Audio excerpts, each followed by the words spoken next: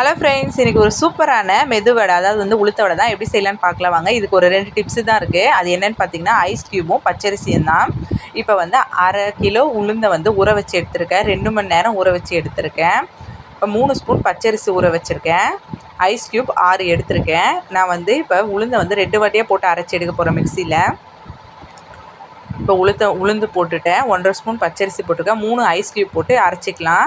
நான் 2 வாட்டியாக போட்டு அரைச்சி எடுத்துகிட்டு வந்துட்டேன். இப்போ தேவையான பொருள்னால் கருவேப்பிலை, கொத்தமல்லி, 2 பச்சை மிளகா, 2 ஆனியன் கட் பண்ணியிருக்கேன். பெருங்காயத்தூள், மிளகுத்தூள். எப்பயுமே உளுத்த வடையில் மிளகுத்தூளும் பெருங்காயமும் ஆட் பண்ணிக்கோங்க. எல்லாத்தையும் போட்டு நல்லா கலந்துட்டேன்.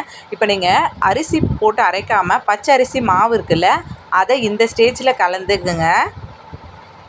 பெருங்காயத்தூள் 1 ஸ்பூன், மிளகுத்தூள் 1 ஸ்பூன் போட்டாச்சு.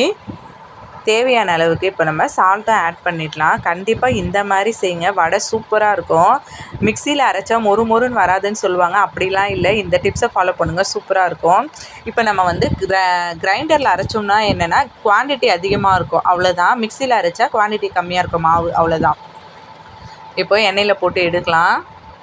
நம்மளுடைய சூப்பரான வடை ரெடி ஆயிடுச்சு. கண்டிப்பாக ட்ரை பண்ணி பார்த்துட்டு எனக்கு கமெண்ட்டில் சொல்லுங்கள். பிடிச்சிருந்தா ஒரு சப்ஸ்கிரைப் பண்ணுங்கள், லைக் பண்ணுங்கள். தேங்க்யூ.